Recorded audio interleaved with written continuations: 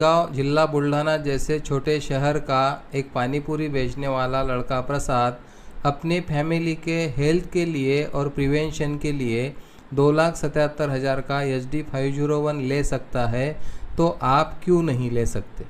नमस्कार, माझं नाव प्रसाद वामनराव डवले आहे. मी शेगावचा इथे राहणार आहे. व्यंकटेश नगरमध्ये राहतो. पण पाणी पितो, पण लोकांना पण त्याचं निरोगी आयुष्य जगावं, त्यांना पण पाणीपुरी द्या.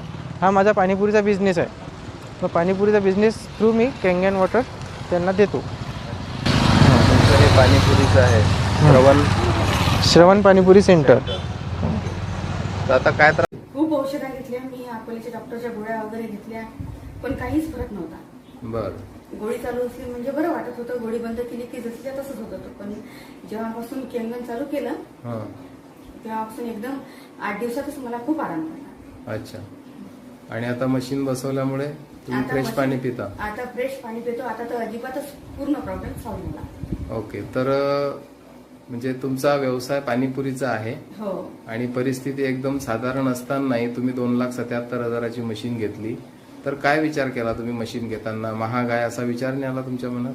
हो, आला ना, महाग आहे असा विचार आला, पण मी तोच विचार केला, माणूस पैशाने जरी घरी बसला तरी मनानं श्रीमंत पाहिजे. अच्छा. तेव्हाच माणूस जीवनात काहीतरी करू शकते असं मला तरी वाटते. छान.